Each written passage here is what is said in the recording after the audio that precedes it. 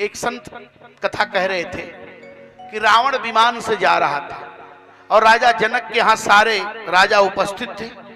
जब उसने विमान से झांक कर देखा इतनी भीड़ है तो बीच सभा में ही उतर गया। ऐ जनक, ये धनुष क्यों, ये भीड़ क्यों है? बोले महाराज, जो धनुष उठाएगा हमारी बेटी से विवाह करेगा। ये राजा सब कहां से आए हैं? सबको क्यों बुलाए हो, हमको क्यों नहीं बुलाए? राजा जनक तो बड़े चक्कर में पड़े, ये दुष्ट न जाने कहां से आ गया। तो जनक जी ने मंत्री को कहा कि महाराज, हमने तो मंत्री को बोल दिया था। मंत्री सोचा ये तो जनक की बीमारी हमारे खोपड़ी पर आ गई। रावण तो बहुत ही दुष्ट है। अब मंत्री बड़ा चतुर था, तो मंत्री ने एक सिपाही का नाम लिया। उसने कहा सरकार, हम पत्र लिखकर तो दे दिए थे, वो सिपाही लेकर गया। मंत्री ने तो अपना प्राण बचा लिया, सिपाही का प्राण फंस गया। सिपाही सोचा अब तो हम फंसे, अब हमको रावण मारेगा। तो सिपाही भी बहुत चालाक था, चालाक लोगों का ही नाम बताया जा रहा था। उसने कहा सरकार, हम पत्र लेकर तो गए थे, तब पहुंचाए क्यों नहीं? कहा समुद्र के किनारे जब हम पत्र लेकर गए तो कुछ लोग वहां बैठे थे, तो हमने कहा भाई हमको लंका में जाकर पत्र पहुंचाना है, ये पत्र कैसे जाएगा? तो वहां के लोगों ने कहा कि अरे आप इतने परेशान क्यों हैं, समुद्र में पत्र डाल दीजिए, समुद्र रोज लंका जाता है रावण के पास और वो पत्र दे देगा। तो सरकार, गलती हमारी नहीं है, गलती तो समुद्र की है जो आपको पत्र नहीं दिया, आप समुद्र से जाकर मिलिए। अब रावण ने कहा कि ठीक है, मैं इस धनुष को अभी उठाऊंगा। कथा आती है रावण जब धनुष उठाने गया और जो वही धनुष उठाया, संजोग से धनुष रावण के ऊपर गिर गया।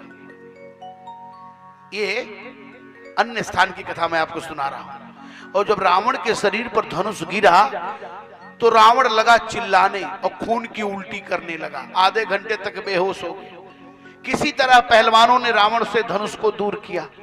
अब वहां जो राजा लोग बैठे थे वो सोचने लगे कि अरे बाप रे, ये धनुष इतना विशाल है, रावण के देह पर गिरा तो रावण जैसा वीर चलत दसानन डोलत अवनी, जिसके चलने से पृथ्वी डोलती है, उस रावण के देह पर गिरा तो रावण खून की उल्टी करने लगा।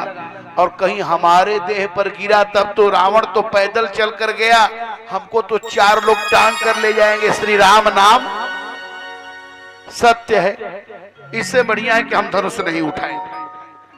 कुछ लोग तो उठाए ही नहीं। अब इधर राजा जनक कह रहे हैं कि आप कोई बुरा न मानेंगे, ये दीप के जो राजा सुन करके प्रण आए हुए हैं। अब मैं जान गया कि तजहुआस निज निज गृह जाहु, लिखा न विधि वैदेही बाहु। अपने अपने घर जाओ, मैं जान गया वीर विहीन मही में जानी, यहाँ कोई वीर है ही नहीं, अपने अपने घर जाओ। और विधि की इतनी हिम्मत कहां जो वैदेही का विवाह लिख दे। एक लड़का अपने बाप के विवाह का एल्बम देख रहा था, फोटो। उसने कहा पिताजी, ये फोटो में सब लोग तो है, मैं कहाँ हूं?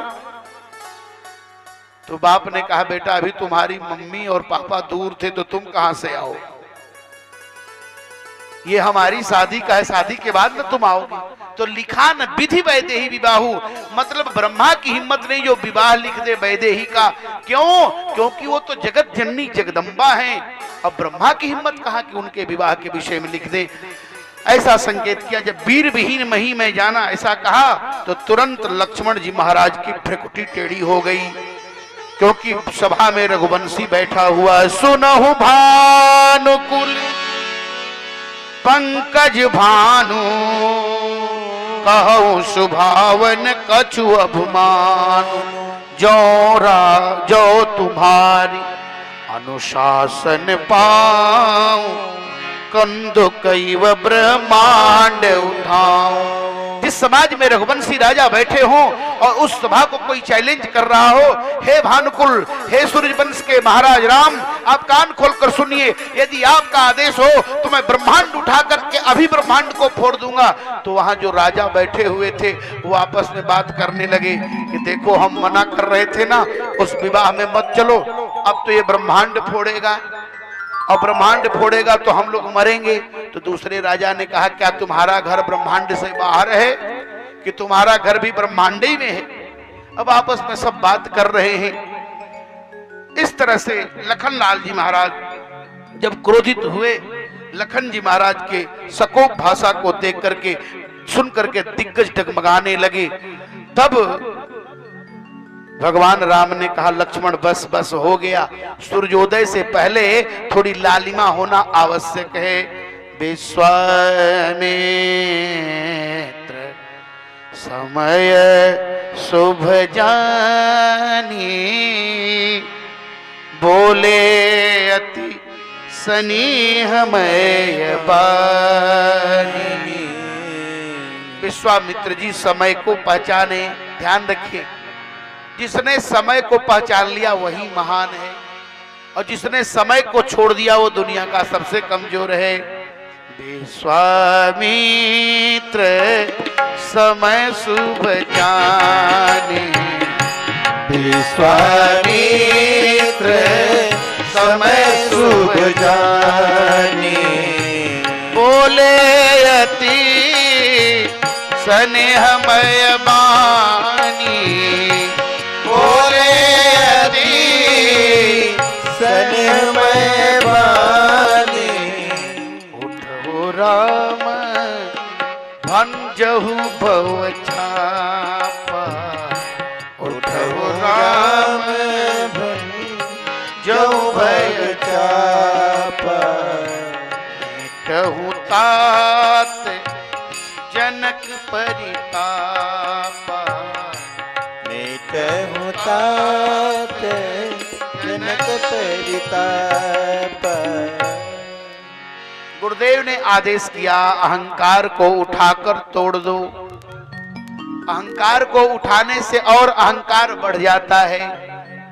उदित उदय गिरि मंच पर रघुबर बाल पतंग, विकसे संत सरोज सब हर से लोचन भृंग। राम रूपी सूर्योदय हो रहा है, और जब राम रूपी सूर्योदय होता है तो संतों का मन रूपी कमल खिल जाता है। अब राम जी आ रहे हैं। देखिए दो पतंग हैं, दो सूरज हैं। एक मध्याह्न काल के सूरज हैं परशुराम जी, और प्रातः काल के सूरज हैं भगवान श्री राम जी। मध्याह्न काल के सूर्य अस्ताचल की तरफ जाने वाले हैं, और प्रातः काल के सूर्य मध्याह्न की तरफ जाने वाले हैं। दो दो सूरज आ रहे हैं। कते मेट हुतात जनक परिताप। हे राम, जनक के अंदर जो विषाद है इसको समाप्त कर दो। सुनैना जी अपने सखी का हाथ पकड़ करके कह रही, अरे सखी, इतने मुलायम बच्चे हैं, इनसे धनुष उठेगी? और कहीं धनुष उठाने में कुछ हो जाएगा तो मैं कौशल्या जी को कौन सा जवाब दूंगी?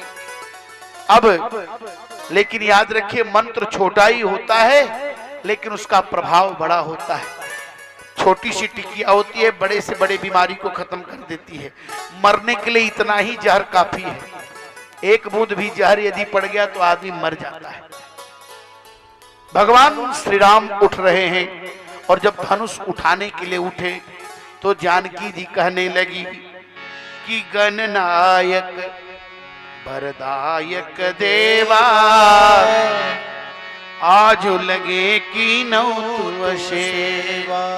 बार बार बिनती सुनु मोरी,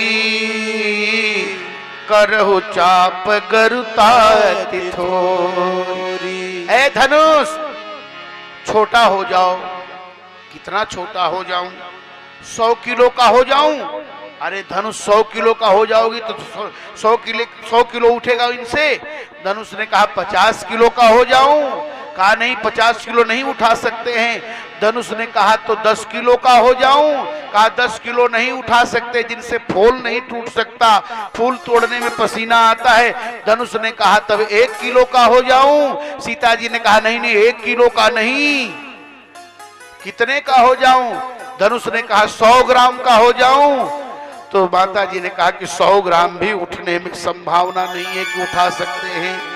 जानकी जी करें कि हे गणेश जी, ये धनुष आपके द्वारा उठा कर लाया गया है, और हे गणेश जी हाथी से उठा कर लाया गया है, और वक्रतुंड महाकाय कोटि सूर्य समप्रभा, आप कृपा करिए, बिना आपकी कृपा के धनुष उठने वाला नहीं है, थोड़ा आप भी अपना बल लगा दीजिएगा धनुष उठाते समय। धनुष ने कहा क्या करूं? का निज जड़ता, अपनी जड़ता, अपना भार इन राजाओं पर डाल। जो राजा धनुष उठा रहे थे उनके ऊपर अपना भार डाल दो। ठीक है, धनुष कहा वही मैं करूंगा जो आपका आदेश